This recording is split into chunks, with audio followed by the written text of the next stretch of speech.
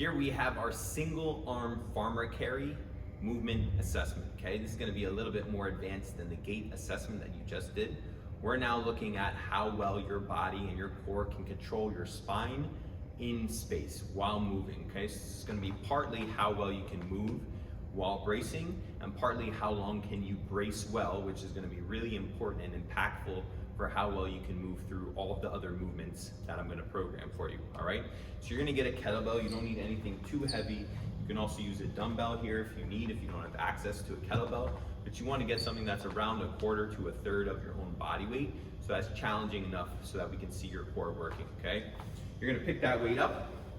The movement is simply gonna be you doing 20 steps away from the camera, 20 steps back per side, all right?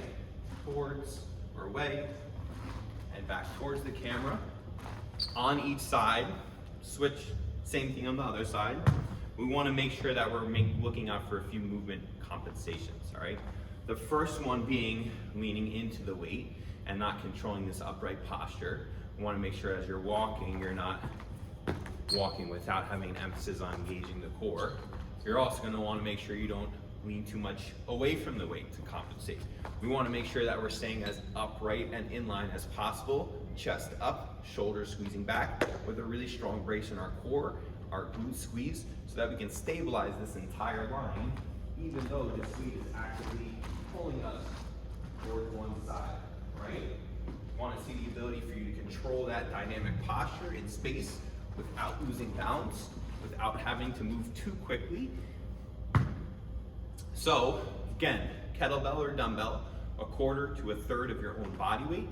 Want to see 20 steps to and away from the camera on each side to assess the ability for you to brace your core dynamically in space.